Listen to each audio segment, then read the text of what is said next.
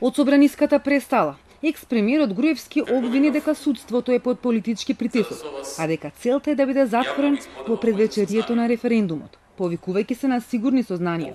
Тврди дека минатата недела, откако се одложи јавната седница за Тенк, за набавката на Мерцедесот од 600.000 евра, под политички влијанија, веде председателката на апелациониот суд Скопје и повикала судиите и им вршела притисок да го осудат, а судијата што не прифатил бил заменет без да се почитува АКМИ системот. Ги повикала еден по еден сите судии од судскиот совет кои треба да одлучуваат по предметот Тенк.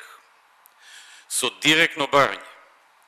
Седницата наредниот ден по секоја цена да биде одржана и да донесат осудителна одлука против мене, како и да ме прогласат за виновен, со цел да бидам затворен најбрзо можно.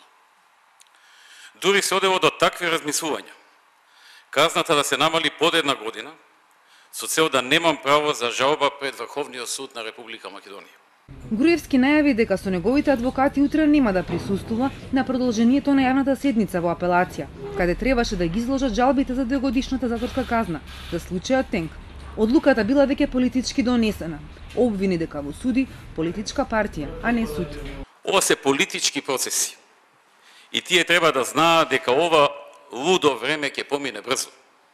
Ќе дојде време кога народот во Македонија ќе си ја врати власта во своји раце. И се ова ќе се преиспита, вклучувајќи го и целокупното нивно работење и одлуки.